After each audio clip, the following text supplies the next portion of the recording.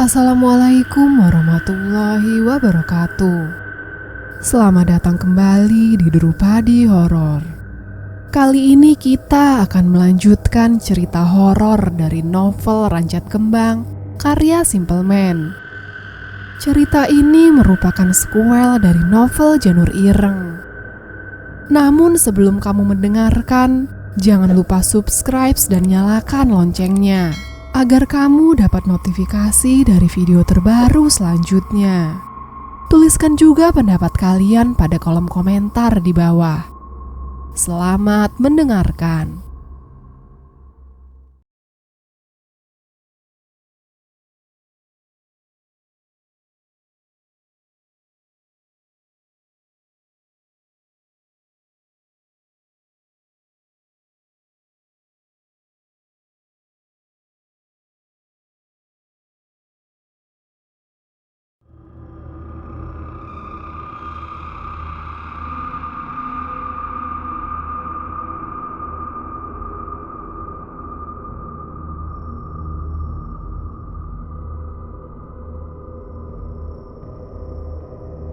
Waktu terus berlalu. Della sudah tidak tahu lagi sudah berapa lama dirinya terjebak di dalam ruangan ini.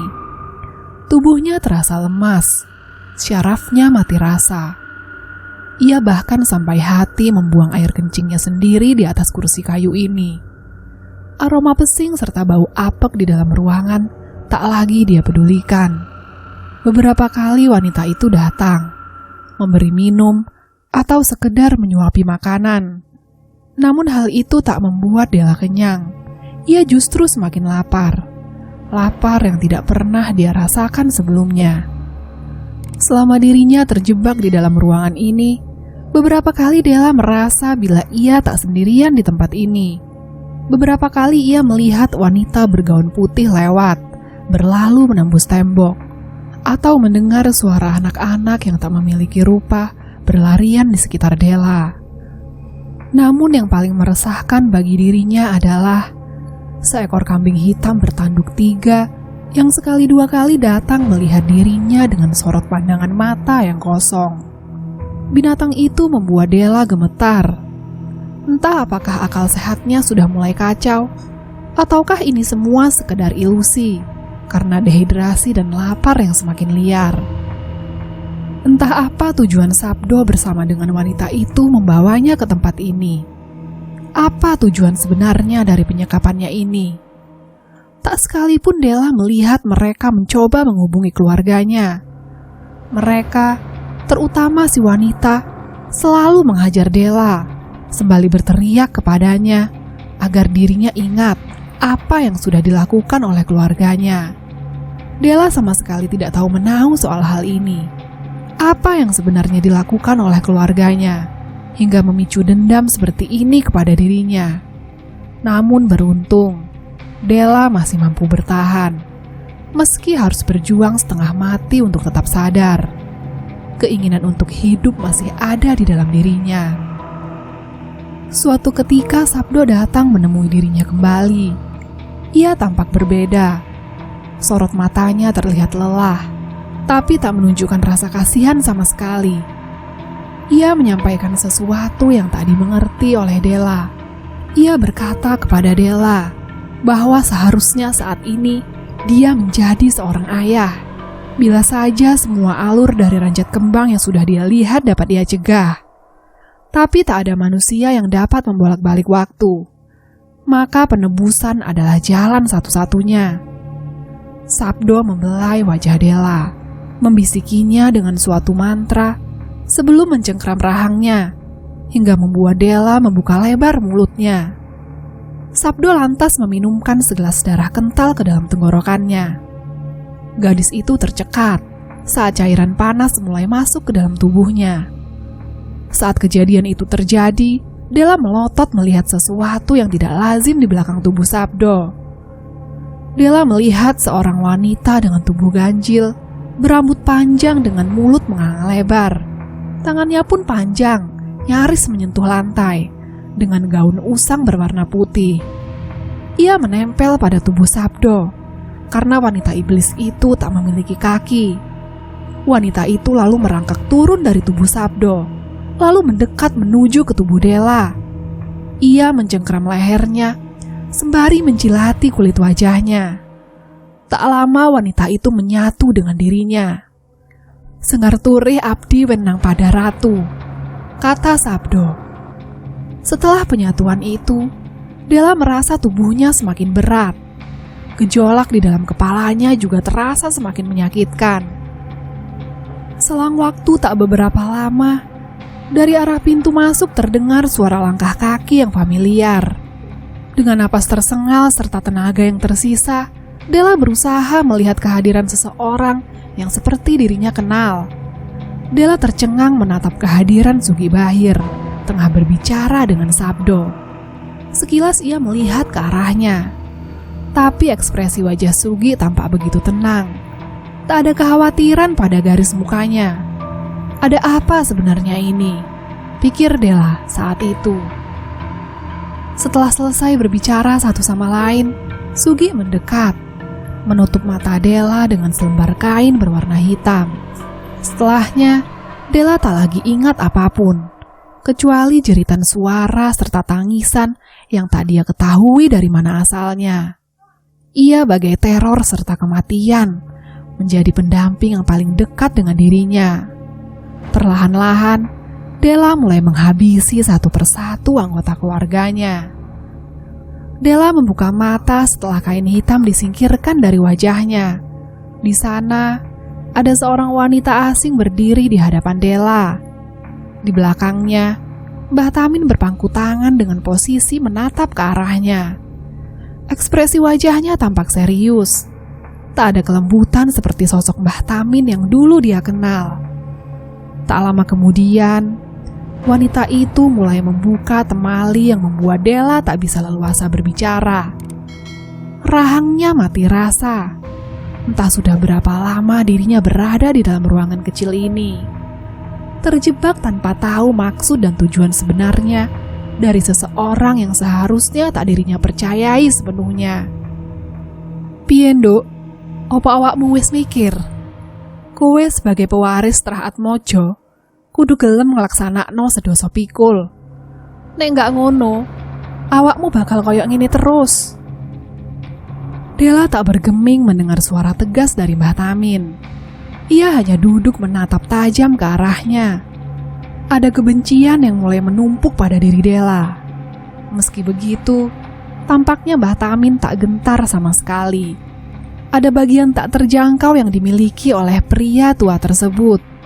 Hal inilah yang membedakan mereka berdua. Sepertinya iblis saja tak serta-merta akan melakukan hal ini kepada seseorang yang dahulu sangat dihormatinya. "Wes, adu sono, bencah kuwi gak mampu basin koyok ngene," kata Mbah Tamin sebelum berbalik, meninggalkan Della seorang diri bersama dengan wanita yang kemungkinan adalah abdi dalam di pondok ini. "Enggih, Pak De," jawab si wanita, anggun, sembari memugukkan badan. Ia lalu menatap Della. Wajahnya terlihat asing bagi dirinya. Della tak pernah melihatnya. Padahal Della cukup tahu tempat-tempat tersembunyi seperti pondok ini. Ia juga bukan seorang pelupa. Meski hanya sekali saja melihat rupa seseorang, Della bisa mengingatnya di luar kepala. Namun, wanita ini belum pernah sama sekali Della lihat. Apakah dia orang yang baru, sehingga dirinya tidak mengenalinya? Della terus-menerus memperhatikan gerak tubuhnya. Sesekali ia tatap wajahnya yang cantik, dengan kulit berwarna putih pucat. Bibirnya merah, dengan sebagian rambut panjangnya disampir ke belakang. Wanita itu begitu telaten. Terlihat bagaimana ia menaruh baskom berisi air dan bunga-bungaan. Tak lupa, ia rendam selembar kain berwarna putih, menenggelamkannya ke dalam baskom, lalu memerasnya sekuat tenaga. Ia mengangguk di depan Della, lalu perlahan-lahan wanita itu membasuh wajah Della yang sebagian memar akibat kekerasan yang dirinya terima dari tangan besi Mbah Tamin yang melukainya. "Sopo jenenge sampean? Kok rasanya aku durung tahu ketemu?" Wanita itu mengangguk. berkata kepada Della dengan suara yang lembut, "Mayang Datu Anantari, tapi Anda bisa memanggil saya Mayang." Mayang. Della menggaungkan nama itu di dalam hatinya. Della yakin bila Mayang bukan sembarang abdi biasa. Ada sesuatu di dalam dirinya yang membuat Della tertarik kepadanya. Tetapi Della tidak tahu apa gerangan itu. Terdengar suara berkecipuk, tanda Mayang sudah menyelesaikan tugasnya. Ia sudah membasuh seluruh bagian tubuh Della. Walau luka yang dideritanya tak dapat langsung sembuh, setidaknya penampilan Della lebih baik, meski dirinya masih terikat di atas kursi kayu. Mayang bangkit dari tempatnya bersimpuh, lalu berkata kepada Della, "Saya harus meninggalkan Anda sementara di tempat ini. Sebelum itu, bila Anda merasa lapar atau membutuhkan apapun yang tak membuat Anda dan saya terlibat masalah, silakan katakan kepada saya. Saya akan menyanggupinya," katanya. Della tak berkata apapun. Ia hanya menatap Mayang sebelum wanita itu mengangguk, lalu berjalan pergi, meninggalkan Della seorang diri di dalam ruangan yang mulai terasa pengap ini. Tiba-tiba Mayang menghentikan langkahnya. Ia menoleh menatap wajah Della sebelum berujar kepadanya dengan suara yang pelan, nyaris seperti seseorang yang tengah berbisik. "Apakah saya boleh bertanya perihal sesuatu, Mbak Della?" Mayang melirik Della. Della yang masih terduduk diam di atas kursi tak bergeming dari tempatnya. Tak lama kemudian, setelah ia menimbang-nimbang apa yang akan ditanyakan oleh wanita itu, Della mengangguk menanggapi pertanyaan dari Mayang. "Apa yang membuat Anda menolak melanjutkan ritual turun-temurun yang sudah lama ada di dalam keluarga Anda?" Della tak langsung menjawab. Ia menelisik jauh. Apa maksud dari pertanyaan seorang abdi dalam? Apakah hal ini normal? Sebuah pertanyaan yang menjurus pada buah pemikiran yang Della alami setelah mengetahui siapa jati diri dari nama Atmojo yang sebenarnya. Kenapa harus melanjutkannya bila memang darah dari pendahuluku mengalir di dalam tubuhku? Apakah salah bila aku tak mau menerima serta melanjutkan warisan yang begitu hitam serta kelam yang ada di dalam sejarah keluargaku? Mayang sekilas tersenyum setelah mendengarnya. Ia tak langsung menanggapi apa yang baru saja Della katakan.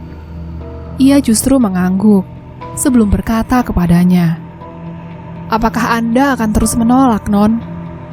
Saya pikir Mbah Tamin akan melakukan apapun untuk mengubah jenengan." Suara langkah kaki menjauh dari Mayang terdengar menggema di sepanjang lorong yang gelap. Sementara Della hanya terdiam, memikirkan apa yang baru saja dirinya dengar dari Mayang. Ia benar. Sampai kapan dirinya akan bertahan?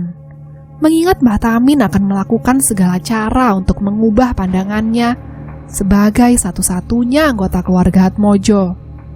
Apakah dirinya sudah tak memiliki pilihan lain? Entahlah.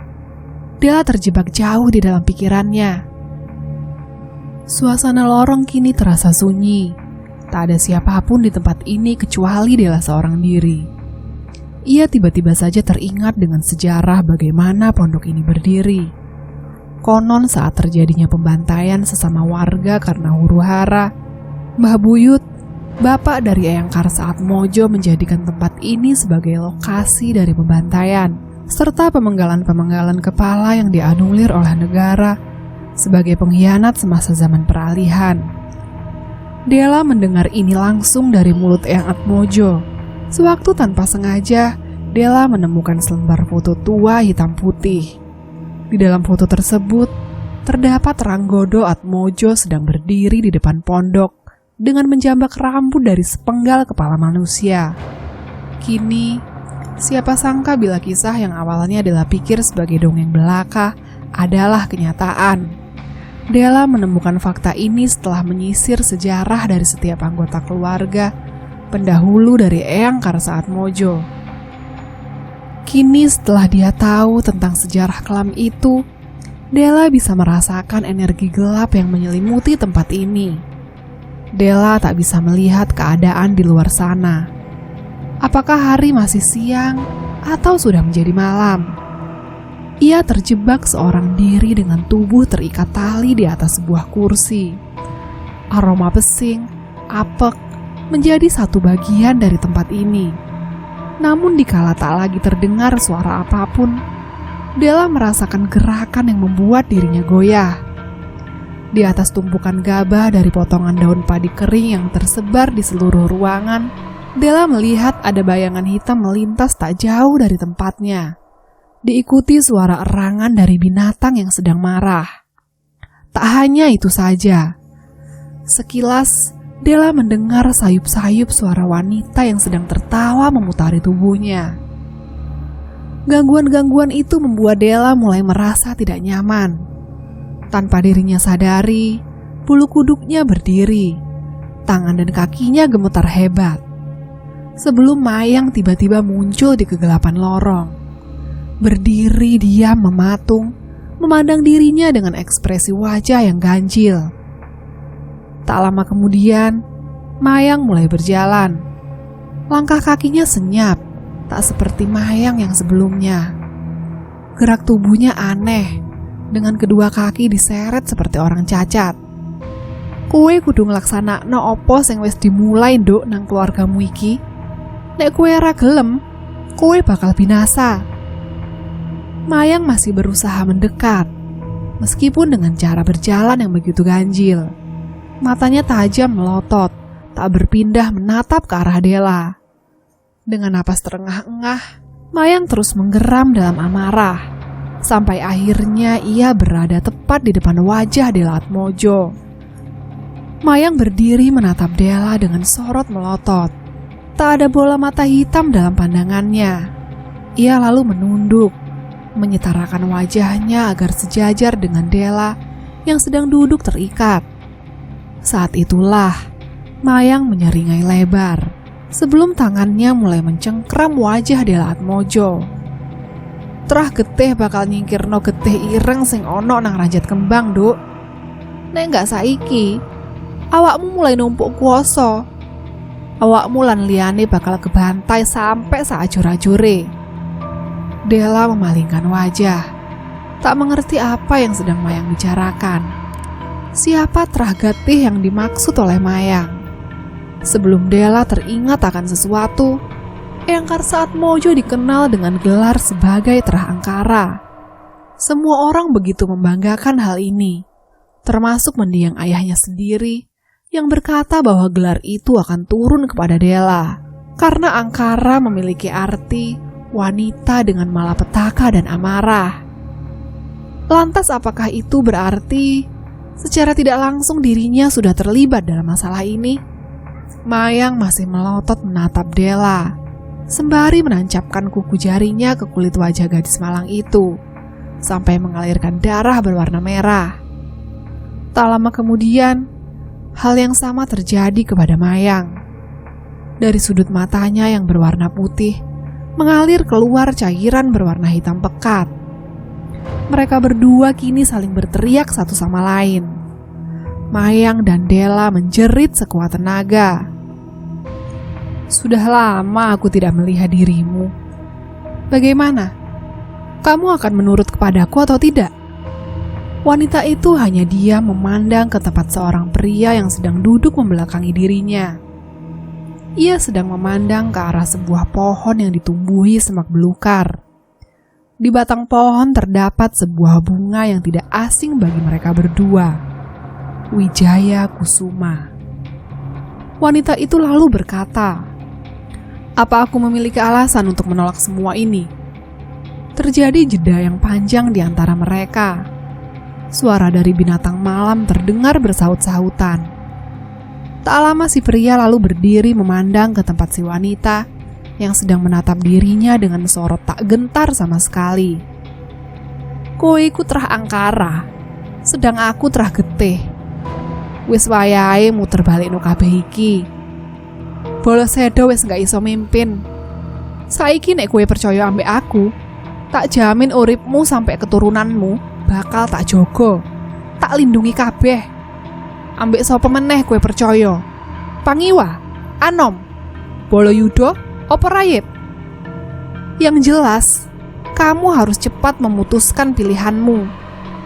Dari awal sejak darah ini menetes di atas tanah, tidak akan mengubah fakta bahwa kita sendirilah yang memutuskan pada siapa bersekutu, karena bencana akan segera mendatangi satu persatu keluarga kita.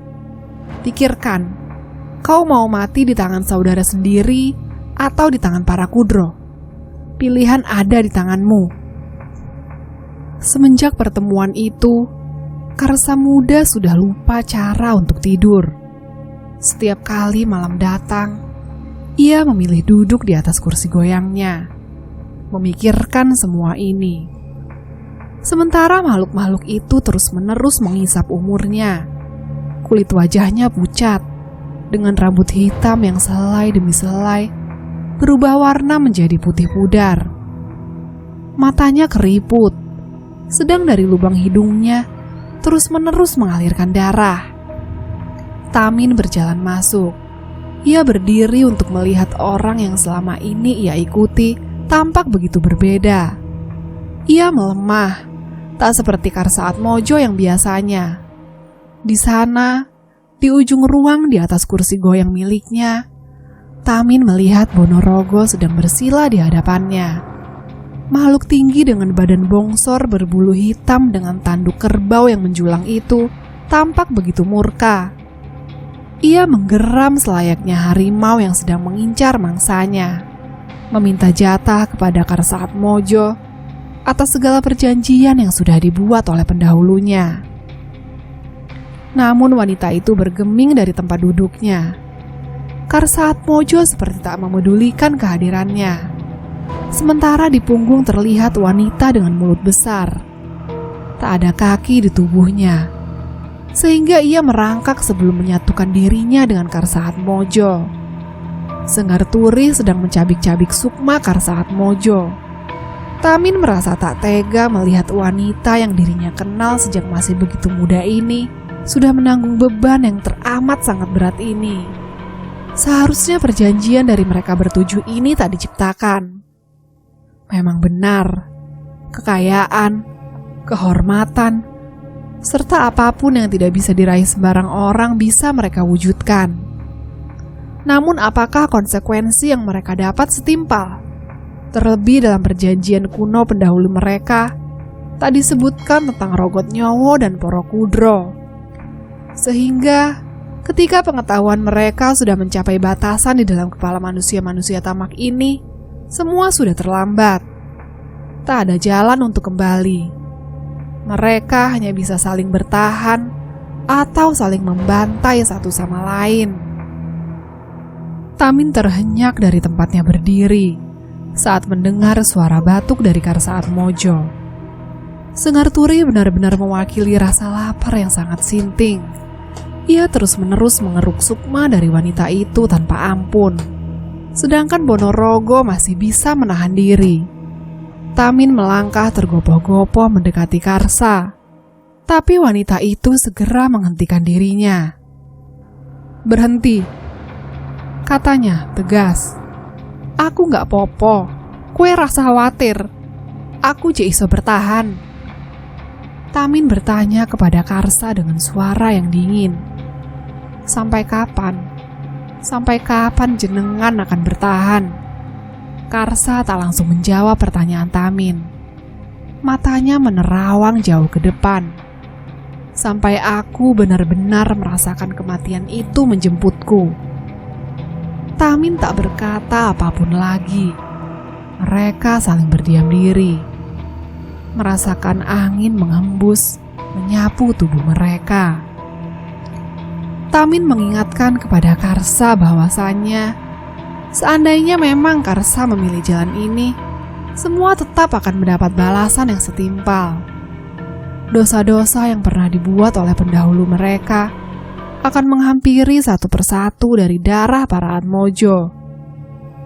Lihatlah Aryo Atmojo putra Anda. Ia juga akan merasakan kematian yang sangat menyakitkan. Bahkan mungkin ia hidup dengan rasa sakit yang melebihi kematian itu sendiri. Bila sampai ibunya tewas di tangan sumpah keluarga sendiri, Tak hanya Aryo saja yang akan mendapatkan balasan, melainkan yang lain. Termasuk saya pula yang akan menyusul kemudian. Pria itu tertawa sejenak dengan bibir menahan getir. Bila boleh saya mengatakan kepada Anda apa yang sebenarnya saya rasakan, maka saya akan mengatakan bahwa saya benar-benar takut dengan kematian. Saya tidak seperti Anda yang siap mati setelah tahu rahasia gelap dari seluruh anggota keluarga pendahulu. Saya ingin merasakan kehidupan yang panjang, di mana saya bisa mati dalam keadaan menua. Tolong pertimbangkan kembali.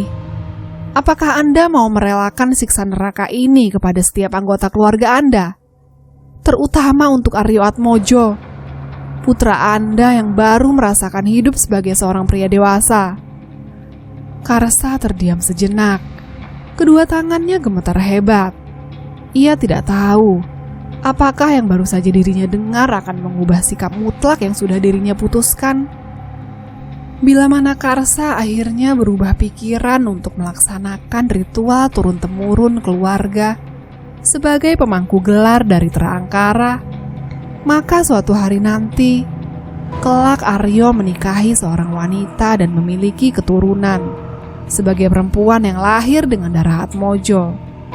Ia akan menjadi Terangkara yang baru, yang harus meneruskan akar dari ranjat kembang ini. Apakah dirinya akan siap untuk hal ini? Karsa mengangkat wajah. Ia menoleh melihat ke tempat Tamin sedang berdiri.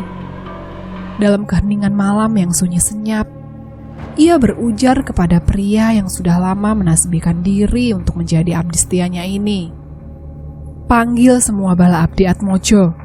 Katakan kepada mereka, upacara pengangkatan gelar bagiku akan segera dilakukan.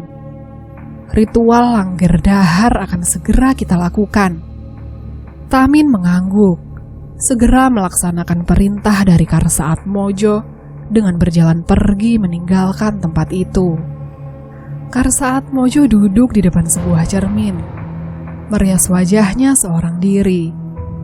Sesekali matanya mengamati setiap detil lekuk wajahnya yang dipenuhi oleh keriput yang timbul akibat kutukan yang tersemat dalam perjanjian keluarganya dengan dua iblis dari alas Kolojiwo. Tapi malam ini akan berbeda. Karsa sudah menjatuhkan keputusan bahwa ia akan menunaikan janji kuno keluarganya tentang sebuah ritual penganugerahan bagi dirinya sendiri sebagai Langger Dahar. Ia akan menyandang diri sebagai Terangkara, darah persekutuan paling muda setelah Terah Getih, yang akan berlangsung di dalam rumahnya. Terdengar sayup-sayup keramaian. Semua bala abdi dari para pengikut keluarga Atmojo sudah berdatangan dari berbagai wilayah yang tersebar di atas tanah Jawa Timur. Setelah mempersiapkan diri, Karsa akan segera membuka acara malam ini. Dari arah pintu, terdengar suara ketukan.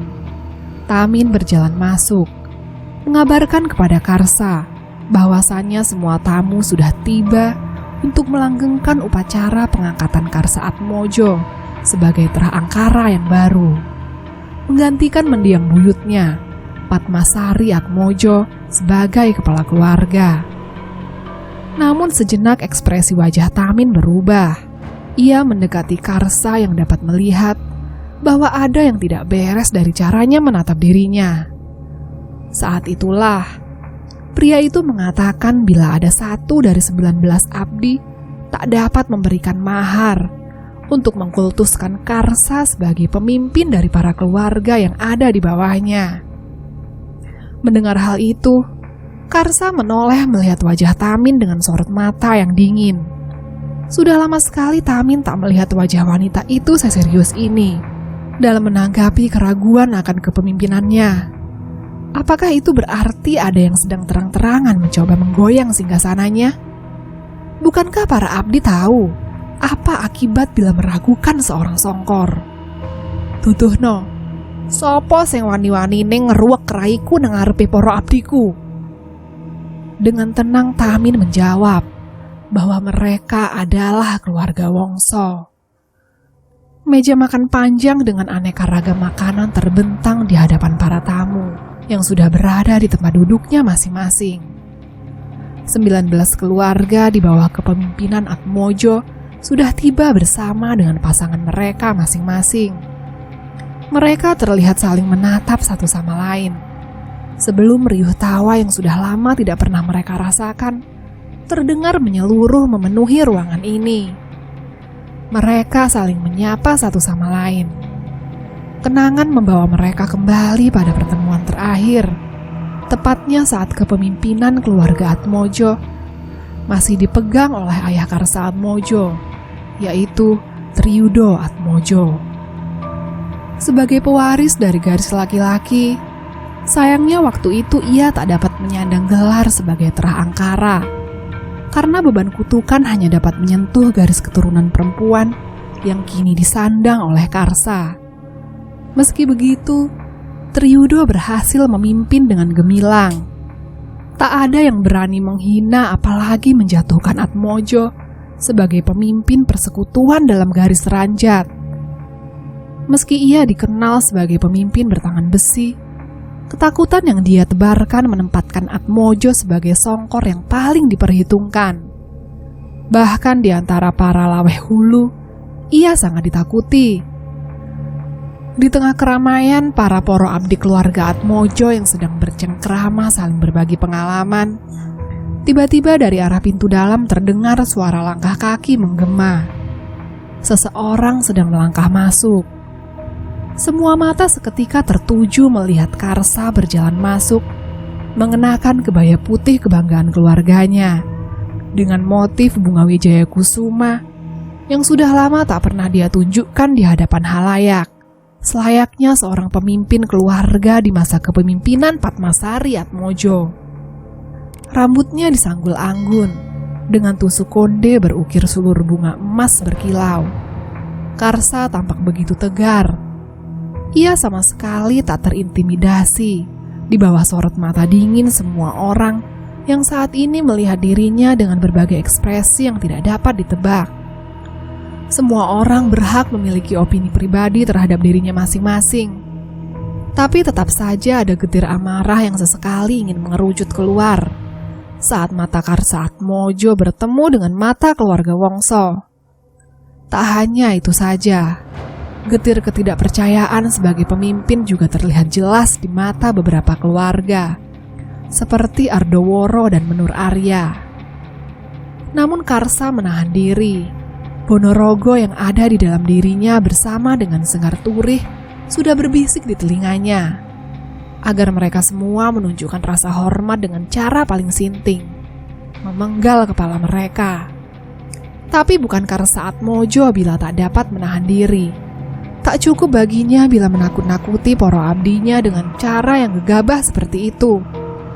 Ia tak berwatak keras seperti bapaknya. Karsa memiliki rencananya sendiri. Ia menyeringai kepada semua orang yang kini menyentuh gelas kaca dengan air tua, mengangkatnya tinggi-tinggi sembari mendengungkan nama Terah Angkara.